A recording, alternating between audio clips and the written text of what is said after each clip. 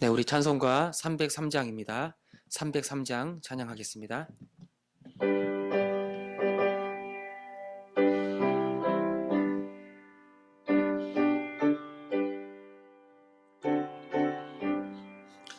날 위하여 십자가에 중한 고통 받으사 대신 죽은 주 예수의 사랑하신 은혜요, 보배로운 피를 흘려 영영 죽을 죄에서 구속함을 받으느니 어찌 찬양 안 할까.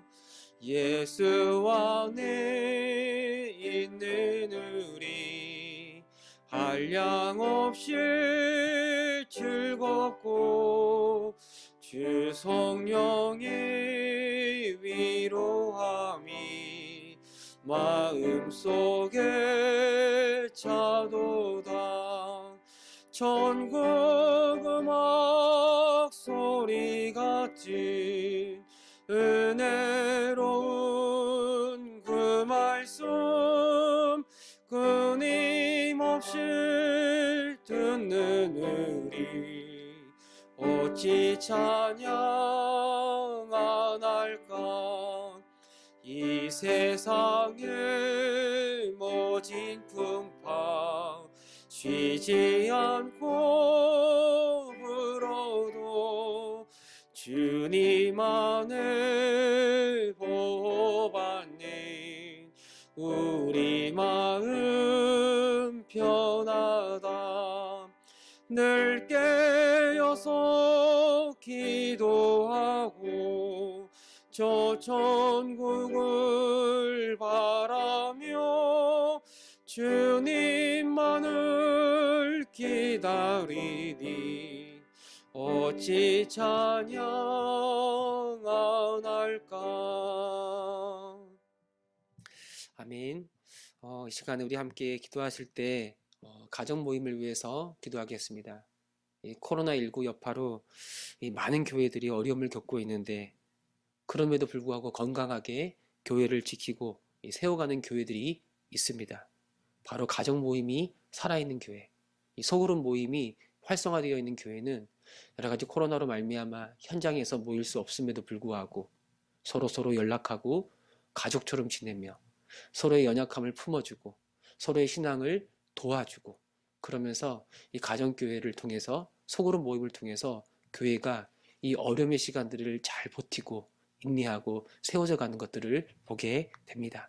하나님, 우리 화전중앙교회를 주께서 붙잡아 주시고 특별히 가정 모임을 주께서 도와주셔서 정말 그 모임 안에서 비록 우리가 함께 모이지 못하지만 서로 연락하고 화상으로 모이면서 이 주 안에서 한 형제요 한 가족임을, 형제 자매이고 가족임을 경험하게 해주시고 서로의 연약함을 품어주고 간절히 기도하며 서로를 세워주는 가운데 이 어려움의 시간들을 모두가 함께 지혜롭게 잘 지내갈 수 있도록, 감당할 수 있도록, 또 이를 위하여 수고하는 우리 가장과 충모들을 위해서도 우리 시간에 함께 기도하겠습니다. 하나님 아버지, 가정 모임을 위하여 기도합니다. 참 이 코로나19 시대에 참 많은 교회들이 어려움을 겪고 있습니다. 예배당이 비어가고 있고 또 많은 연약한 사람들이 주님을 떠나가고 있습니다. 함께 모이지 못하여 말씀도 듣지 못하고 예배의 감격을 누리지 못하고 점점 사람들의 믿음이 식어져 가고 하나님을 향한 그 열정도 사라져 가고 있습니다. 그럼에도 불구하고 살아있는 교회, 그럼에도 불구하고 건강하게 세워져 가는 교회가 있는 줄 압니다. 하나님, 이 가정 모임, 이 소그룹 모임이 활성화되어 있는 교회들은 지치지 않고 이 어려운 풍파들을 잘 감당하며 오히려 고난과 어려움이 다가왔을 때 서로 연락하고 서로를 위하여 힘써 기도하고 서로 위로하고 서로 격려하는 것을 보게 됩니다. 하나님, 우리 화전중앙교회도 가정 모임을 하고 있는데 우리의 가정 모임 속에 주께서 언제나 함께 해주셔서 그 모임과 그 나눔과 그 섬김 속에 하나님의 임재가 충만하게 역사할 수 있도록 주께서 붙잡아 주옵소서. 이를 위하여 수고하는 우리 가정과 충무들을 기억하여 주시고 그들의 수고와 헌신이 헛되지 아니하도록 늘 주께서 붙잡아 주시고 하나님, 이 가정의 모임과 이 소그룹 모임을 통하여 우리 모든 성도가 서로를 통하여 도전받고 또 서로 위로하고 서로 격려하는 가운데 이 고난의 세월들을 잘 버티며 인내할 수 있도록 주님 인도하여 주옵소서. 우리 화전중앙교를 붙잡아 주시고 어려움의 시간들 잘 감당할 수 있도록 은혜 베풀어 주옵소서. 하나님 아버지, 우리 화전중앙교회 가정 모임을 붙잡아 주시기를 원합니다. 우리가 모두가 함께 모여 예배로 드릴 수 없지만 그러나 흩어져서 각 가정에서 우리가 예배를 드릴 뿐만 아니라 이제는 온라인으로 여러 가지 방법을 통해서 가정 모임을 진행하고 있습니다. 하나님, 그 모임 속에 진실한 삶의 나눔이 있게 하여 주시고 주님의 은혜가 나누어지게 하여 주시고 서로 위로하고 서로 격려하는 가운데 이 어려움의 시간들을 함께 극복해낼 수 있도록 주께서 역사하여 주옵소서. 우리 화전중앙교회에 속한 성도님들 한 사람도 이 어려움의 시간에 이 믿음이 식어지는 것이 아니라 하나님을 향한 열정이 사라지는 것이 아니라 더 온전해지고 더 깊어지며 더 뜨거워지게 해주시고 하나님, 이 가정 모임, 이 가정교회 안에서 그 충만한 은혜가 풍성히 맛볼 수 있도록 주께서 역사하여 주옵소서. 이를 위하여 수고하는 우리 가장과 충무들에게 은혜 주시고 힘 주시고 지혜 주시고 감당할 수 있는 능력을 더하여 주실 줄을 믿습니다. 감사드리며 우리 주 예수 그리스도의 이름으로 기도합니다. 아멘. 말씀 보겠습니다. 사무엘상 11장입니다. 사무엘상 11장 1절에서 15절 말씀 우리 한 절씩 교독하겠습니다. 암몬 사람 나하스가 올라가서 길르앗 야베스에 맞서 진침해 야베스 모든 사람들이 나하스에게 이르되 우리와 언약하자 그리하면 우리가 너를 섬기리라 하니 암몬 사람 나하스가 그들에게 이르되 내가 너희 오르는을 다 빼야 너희와 언약하리라. 내가 온 이스라엘을 이같이 모욕하리라. 야베스 장로들이 그에게 이르되 우리에게 이랫동안 말미를 주어 우리가 이스라엘 온 지역에 전령들을 보내게 하라. 만일 우리를 구원할 자가 없으면 내게 나아가리라 하니라. 이에 전령들이 사울이 사는 기브아에 이르러 이 말을 백성에게 전하매 모든 백성이 소리를 높여 울더니 마침 사울이 밭에서 소를 몰고 오다가 이르되 백성이 무슨 일로 우느냐 하니 그들이 야베스 사람의 말을 전하니라. 사울이 이 말을 들을 때에 하나님의 영에게 크게 감동되매 그의 누가 크게 일어나 한 겨리의 소를 잡아 각을 뜨고 전령들의 손으로 그것을 이스라엘 모든 지역에 두루 보내어 이르되 누구든지 나와서 사울과 사무엘을 따르지 아니하면 그의 소들도 이와 같이 하리라 하였더니 여호와의 두려움이 백성에게 임하매 그들이 한 사람같이 나온지라. 설이 베색에서 그들의 수를 세어보니 이스라엘 자손이 30만 명이요 유다 사람이 10만 명이더라. 무리가 와 있는 전령들에게 이르되 너희는 길르앗 야베스 사람에게 이같이 이르기를 내일 해가 더울 때에 너희가 구원을 받으리라 하라. 전령들이 돌아가서 야베스 사람들에게 전하매 그들이 기뻐하니라. 야베스 사람들이 이에 이르되 우리가 내일 너에게 나아가리. 너희 생각에 좋을 대로 우리에게 다 행하라 하니라. 이튿날 사울이 백성을 3대로 나누고 새벽에 적진 한가운데로 들어가서 날이 더울 때까지 암몬 사람들을 치매 남은 자가 다 흩어져서 둘도 함께한 자가 없었더라. 백성이 사무엘에게 이르되 사울이 어찌 우리를 다스리겠느냐 한 자가 누구니까 그들을 끌어내소서 우리가 죽이겠나이다. 사울이 이르되 이날에는 사람을 죽이지 못하리니 여호와께서 오늘 이스라엘 중에 구원을 베푸셨음이니라. 사무엘이 백성에게 이르되 오라 우리가 길갈로 가서 나라를 같이 읽겠습니다. 모든 백성이 길갈로 가서 거기서 여호와 앞에서 사울을 왕으로 삼고 길갈에서 여호와 앞에 화목제를 드리고 사울과 이스라엘 모든 사람이 거기서 크게 기뻐하니라. 아멘. 이 사울은 왕으로서 이 권위를 공적으로 인정받았습니다. 지난 시간 말씀처럼 이 제비 뽑기의 과정을 통해서 온 이스라엘 사람들 앞에 이 하나님의 왕으로서 이스라엘의 왕으로서 이 기름 부음 받은 사실을 인정받게 되었습니다. 그러나 이제 지도자로서 실제적인 그런 권위를 그런 권세를 가졌는지는 아직 증명되지가 않았어요. 그가 해야 할 일이 무엇인가? 가장 중요한 일은 이스라엘의 원수들로부터 이스라엘을 구원하는 일이고, 그 이스라엘 백성을 하나님의 법대로, 하나님의 말씀대로 통치하여 하나님의 복을 충만히 누릴 수 있도록 하는 것. 바로 그것이 사울이 감당해야 될 사명이라고 말할 수 있습니다. 과연 사울은 이 사명을 제대로 감당할 수 있겠는가? 그때 이 암몬 사람 나하스가 이 길란 야베스를 침공합니다. 이 암몬은 요단강 동편 쪽에 있는 그런 족속인데, 이 암몬 사람, 아마 나하스는 왕인 것 같은데, 이 나하스가 이 길르한 야베스를 침공하는 거예요. 이 길르한 야베스도 이 이스라엘 족속인데, 요단강 동편에 있는 그런 땅을 기업으로 물려받은 므낫세 반지파, 루벤 갓지파, 그 지파들이 살던 그런 지역입니다. 근데 이 암몬 사람들의 군사력이 너무 강해서인지 그들이 길르한 야베스를 칠 때 그 주민들이 모두 그에게 나아가, 길르한 야베스 이스라엘 사람들이 그에게 나아가 언약을 맺자고 제안하는 거예요. 그리고 우리가 당신을 섬기겠습니다. 우리가 당신 나라를 섬기겠습니다라고 고백하는 거예요. 한마디로 항복하는 겁니다. 항복하는 거예요. 두 손 들고 항복하면서 이제부터 당신을 섬기겠으니 우리를 불쌍히 여겨 주옵소서. 모든 공물을 바치겠습니다. 우리가 해야 할 일을 다 하겠습니다. 라고 말하는 거예요. 그런데 이상하게도 이 암몬 왕 나하스는 길란 야베스 사람들의 오른 눈을 다 빼야 언약을 맺겠다고 겁박하는 거예요. 적군이 항복했는데 아주 야만적인 요구를 하고 있는 거예요. 굉장히 잔인하죠.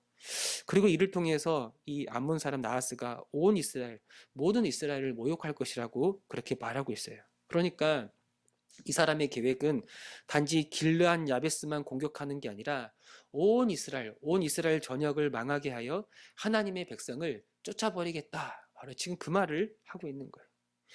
이 전령들이 이 소식을 이 사울이 살고 있는 기브아에 전합니다. 여기는 블레셋 지파가 살고 있는 그런 지역인데, 이 소식을 듣던 모든 이스라엘, 베냐민 지파죠. 베냐민 지파가 살고 있는 지역인데, 이 소식을 들었던 모든 이스라엘 백성이 소리 높여 울게 되고, 마침 밭에서 소를 몰고 있던 사울도 이 모든 자초지정을 듣게 됩니다. 이 사울이 왕이었음에도 불구하고 밭을 갈고 있었던 게 어떤 의미인가? 비록 그가 왕이었지만 공식적으로 왕의 보좌에 등극하기 전이었기 때문에 이 집으로 돌아가 농사 짓는 일상적인 그런 생활을 했던 것으로 이해할 수가 있어요. 그리고 이제 때가 되어 왕으로 기름 부은 사울이 일어나 움직일 때가 된 겁니다. 이 모든 소식을 들었던 사울은 아주 크게 분개하죠. 그냥 분노했던 게 아니라 말씀 보니까 6절에 보면 하나님의 영에게 크게 감동되매 그의 노가 크게 일어나. 그의 분노는 그냥 인간적인 차원에서 느끼는 분노가 아니었어요. 하나님의 영이 그에게 임하여 거룩한 분노를 일으키고 이를 통해 이 수치와 모욕을 겪는 온 이스라엘을 구원하겠다라는 것이 그의 분노고, 그의 분노의 근원은 바로 하나님이라고 말할 수 있는 거예요. 그리고 사울은 온 백성들에게 결단을 촉구합니다. 한결이, 그러니까 두 마리를 잡아 각을 뜨고 나누어서 모든 지파에 보내요. 그리고 자신과 사무엘의 이름을 내세우면서 이 전쟁에 참여할 것을 촉구합니다. 그 결과 온 이스라엘 사람들 마음속에 여호와의 두려움, 어떤 인간에 대한 두려움이 아니라 신적인 두려움이 일어나서 한 마음으로 이 전쟁에 참여하게 됩니다. 사람들이 굉장히 많이 모였죠. 이스라엘 지파의 30명, 이스라엘 사람들 30만 명에 유다 사람들이 3만 명, 33만 명이나 되는 엄청난 군대가 조직이 된 거예요. 그리고 사울은 이 모든 군사를 베세게에 집결하여 이제 길르한 야베스에게 전령을 보냅니다. 다음날, 하루가 지나서 다음날 가장 날씨가 더울 때 너희가 구원을 받을 것이다. 그리고 사울은 그 다음날 세 개 조직으로 이 군대를 나누어 이 암몬 족속을 공격하고 그 모든 조건이 다 흩어지게 되는데, 말씀 보니까 둘도 함께한 자가 없을 정도로 아주 완벽한 전쟁의 승리를 거두게 되는 거예요. 그리고 이 전쟁에서의 승리를 통해서 이제 모든 사람들이 사울의 지도력을 인정하지 않을 수가 없는 거예요. 하나님이 기름 부어 세우신 이스라엘의 왕이라고 모두가 인정하는 거예요. 그런데 사실 전에 사울이 왕으로 인정받을 때 제비뽑기 과정을 통해서 모든 사람들 앞에 이스라엘 왕으로 인정받을 때 사울을 인정하지 않고 사울을 반대하고 비아냥거렸던 그런 사람들이 있었는데, 이제 사울이 이 전쟁의 승리를 통해서 모든 사람들에게 추앙을 받고 정말 하나님이 보내신 우리의 왕이다라고 그런 인정을 받고 있다 보니까, 또 사울을 옹호하는 사람들이 사울을 반대했던 사람들을 죽여야 되지 않겠냐고 그렇게 제안을 하지만, 사울은 그렇게 하지 않습니다. 적군들 앞에서는 아주 분노하면서 그들을 향하여 아주 뜨거운 열정을 가지고 나아가지만, 오히려 자기를 반대했던 백성들 앞에 그들을 용서하고 그들을 품어주고 그들을 큰 아량으로 품어주는 아주 겸손한 모습을 보여주고 있습니다. 그리고 이제 사무엘이 모든 백성들을 길갈로 불러 모아 나라를 새롭게 하자고 제안합니다. 이 나라, 하나님의 나라를 새롭게 하자. 무슨 말인가? 이제 공식적으로 사사들이 이스라엘을 다스리는 그런 사사 시대가 끝나고 사울이 왕으로 통치하는 왕정 시대가 새롭게 시작이 되는 거예요. 이제는 눈에 보이는 이스라엘의 왕, 눈에 보이는 왕, 사람 왕을 통해서 통치되는 하나님의 나라가 시작이 되는 거죠. 그러나 한 가지 분명한 사실은 이 나라는 어떤 나라인가? 사울의 나라가 아니라 하나님의 나라라는 거예요. 하나님의 나라로서 하나님이 왕으로 통치하는 나라가 이스라엘이에요. 그래서 사울은 오직 여호와 하나님만 의지하고 오직 여호와 하나님만을 따라 순종하는 그런 겸손한 왕이어야 되는 거예요. 그리고 하나님은 이런 겸손한 왕을 통해 하나님의 백성들을 그 모든 원수들로부터 구원하고 그들을 복된 나라로 다스려 주실 거예요. 여러분, 오늘 본문에서 하나님은 어떤 분이신가? 하나님은 그 백성들이 당하는 수치와 고통을 절대 외면하는 분이 아니시죠. 그 암몬 족속이 온 이스라엘 백성에게 수치를 주려고 할 때, 여러분, 하나님은 가만히 계시지 않았어요. 비록 그 백성이 하나님을 떠나 방황하더라도 그들의 신음소리와 그들의 고통소리를 듣고 그들에게 구원을 베풀어 주셔요. 그리고 하나님의 구원은 어떻게 일어나는가? 미리 준비된 일꾼들을 통해서 이루어 가시는 거예요. 사사시대의 이 마지막 지점에 사무엘이었고, 그리고 이제 사사시대가 끝나고 왕정시대가 시작되는데, 하나님은 준비된 이스라엘 왕 사울을 통해서 이스라엘을 그 모든 대적으로부터 구원하여 주시는 거예요. 그리고 한 가지 더 우리가 생각해 볼 게, 사울이 인간적으로 아무리 뛰어난 사람이라 하더라도 하나님이 그와 함께 하지 않으시면 이 전쟁에 승리할 수가 없는 거예요. 사울이 하던 일이 무엇입니까? 그는 전쟁에 능한 사람이 아니었어요. 다른 사람들보다 키가 크고 준수한 사람이었지만 칼과 활과 그런 전쟁에 능한 전사가 아니라 그저 농사 짓는 사람이었습니다.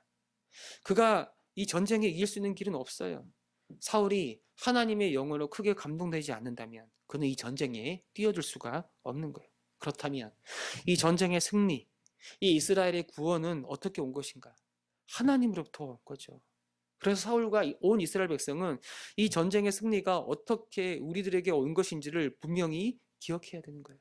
여러분, 사실 그 당시 이스라엘을 제외한 주변의 모든 나라들, 블레셋이나 암몬 족속이나 여러 족속들은 이미 강력한 중앙 집권적인 왕정, 이 군주제를 도입하고 있었고, 이미 철기 문명을 받아들여서 아주 막강한 군사력을 소유하고 있었어요. 이 길르앗 야베스 족속들이 이 암몬 족속의 침공을 받았을 때 곧바로 항복하고 언약을 맺자고 제안했던 것도 그 암몬의 군사력이 너무나 강했기 때문이에요. 이스라엘의 군사력, 그들의 능력으로는 도저히 상대할 수가 없어요. 이스라엘 백성이 이 전쟁에서 승리할 수 있는 건, 구원을 받는 것은 사실 불가능한 일입니다. 그러나 하나님이 함께 하시면, 하나님의 영으로 크게 감동된 하나님의 사람들이 있다면 그 누구도 하나님의 백성들을 상대할 수가 없는 거예요. 사실 우리가 오늘 본문에서도 이스라엘 전쟁이 나왔는데, 구약시대 이스라엘 백성들의 모든 전쟁의 역사는 말도 안 되는 전쟁이에요. 이스라엘이 그들을 위협하는 모든 적군들로부터 구원을 얻을 수 있는 방법은요, 없습니다. 군사력으로도 지략으로도 열정으로도 그들은 적군의 상대가 안 돼요. 그들은 패망을 피할 수가 없어요. 그러나 그들은 원수들로부터 건짐을 받아 구원을 얻고 오히려 그 원수들을 완전히 짓밟아 버린 거예요. 어떻게 이런 일이 일어날 수 있는가? 단 한 가지 설명밖에 할 수가 없어요. 오직 여호와 하나님의 은혜, 하나님의 능력. 여러분, 오늘 우리의 구원도 그렇지 않습니까?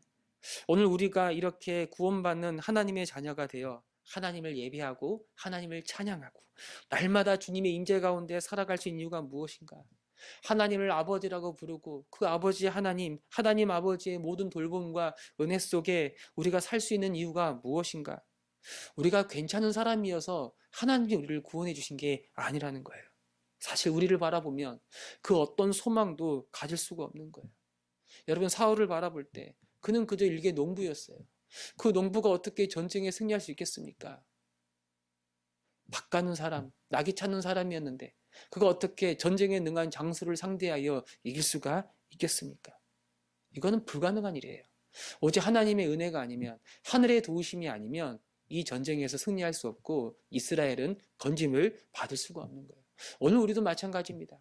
우리를 억압하고 있는 이 죄와 사망의 그 권세로부터 우리 스스로 우리 능력으로 우리가 벗어날 수 있다? 아니요. 우리가 할 수 없는 그 일을 하나님이 우리를 불쌍히 여기주셔서 우리 주 예수님을 이 땅에 보내주시고 그 은혜로 말미암아 우리를 구원하여 주신 거죠. 오직 은혜이고 오직 주님의 사랑이에요. 우리 이걸 알아야 됩니다. 이런 놀라운 구원의 은혜가 우리에게 임했고 지금도 그 은혜가 우리 온 삶을 붙잡고 있다는 것을 볼 수 있어야 돼요. 그때 우리는 하나님께 예배할 수 있고 그때 우리는 하나님께 찬양할 수 있고 감사하면서 우리의 삶을 주님께 온전히 드리며 주님을 기쁘게 하며 주님의 영광을 위하여 살 수 있는 겁니다. 기적 중에 기적이 무엇인가?